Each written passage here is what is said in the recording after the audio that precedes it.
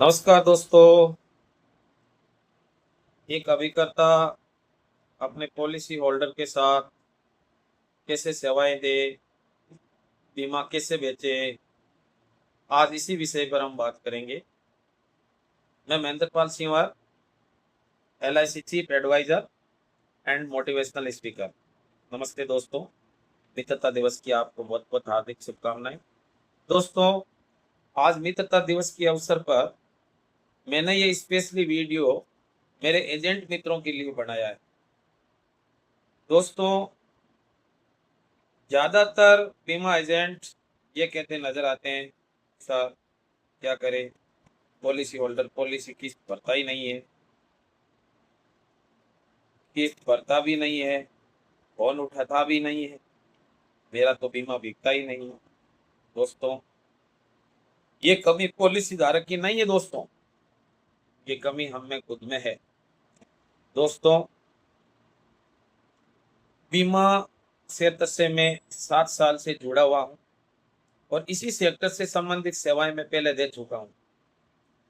और मैं अपनी टीम से भी यही कहना चाहता हूँ कि आप डेली अपडेट ले मुझसे, और कैसे क्लाइंट्स ढूंढना है, कैसे क्लाइंट्स को सर्विस देनी है, क्लाइंट्स के साथ कैसे रिलेटिव्स रखने हैं, क्लाइंट्स को सेवाएं कैसे कैसे देनी है, क्या क्या करना है, ये रेगुलर अपडेट आप लेते रहोगे तो आप इस फैक्टर में जरूर सक्सेस होंगे। दोस्तों, आज मैंने एजेंट भाइयों के लिए ये वीडियो बनाते हुए मुझे बहुत खुशी हो रही है कि मैंने अभी अभी एक नया यूट्यूब चैनल बनाया है, और इस नए यूट्यूब चैनल के माध्यम से मैं आज मेरा एक ही टॉपिक रहेगा कि जीवन बीमा कैसे बेचा जाए। दोस्तों, हम में से ज्यादातर एजेंट सबसे बड़ी गलती यही करते हैं कि कोई व्यक्ति रास्ते में ही मिल गया तो भी रास्ते में उसको बीमा समझा दे।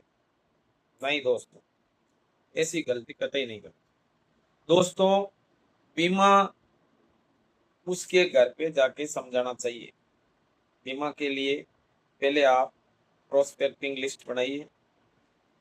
उनके लिए जो भी प्रोस्पेक्टिंग है, बड़े क्लाइंट से उनकी अलग लिस्ट बनाइए, छोटे क्लाइंट से उनकी अलग लिस्ट बनाइए, और जो क्लाइंट्स FD वाले हैं उनकी अलग लिस्ट बनाइए।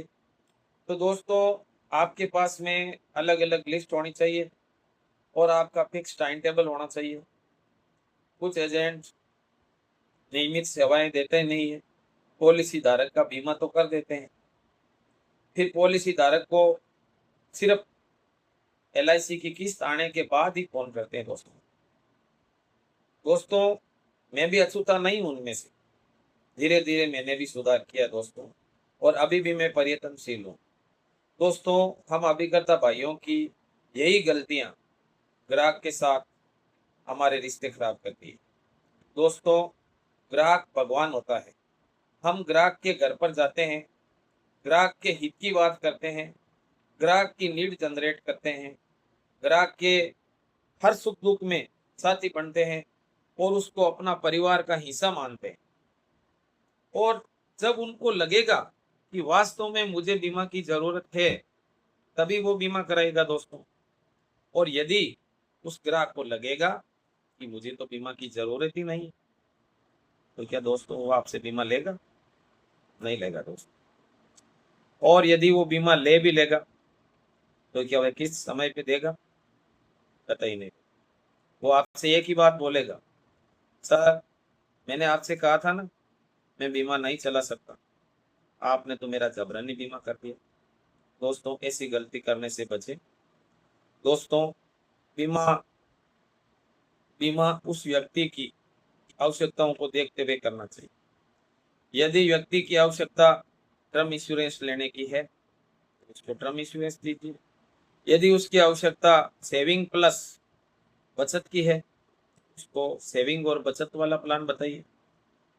और यदि उसकी इच्छा कम समय में प्रीमियम भर के लंबे समय तक सुरक्षा लेने की है, तो उसको वो वाला प्लान दीजिए।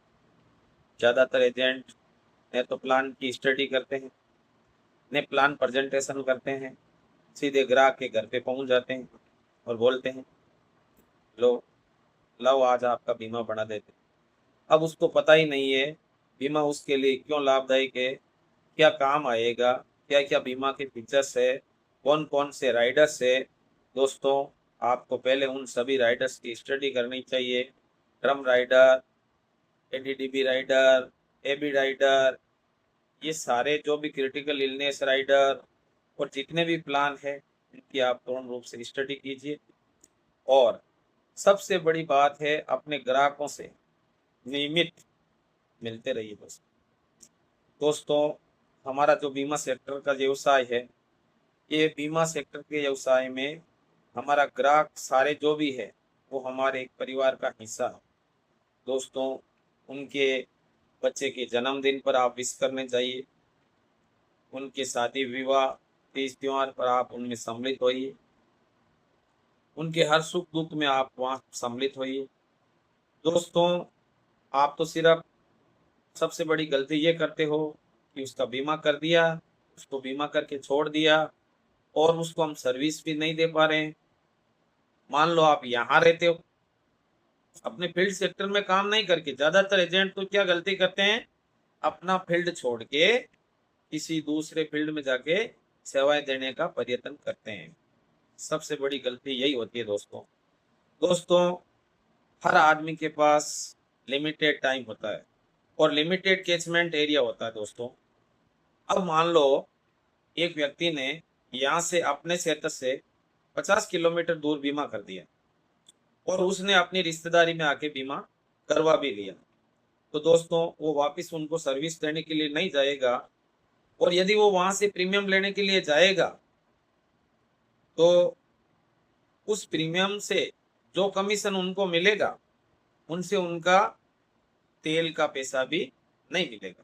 तो दोस्तों, आप उसी जगह पर उसी कैचमेंट एरिया में फिक्स हो और अपने नज़दीकी 20-25 किलोमीटर 15 किलोमीटर जो भी आपका कैचमेंट एरिया है, जितना आप कवर कर सकते हो उस कैचमेंट एरिया में जाइए, उनसे मिलिए, उनसे जुलिए, उनके हर सुख दुख में भागीदार बनिए, उनकी समय पर किस्त का लगातार अपडेट देते रहे। दोस्तों, यदि कोई ग्राहक किस्त समय पे नहीं दे रहा है तो उनको बीमा से होने वाले नुकसान के बारे में बताइए।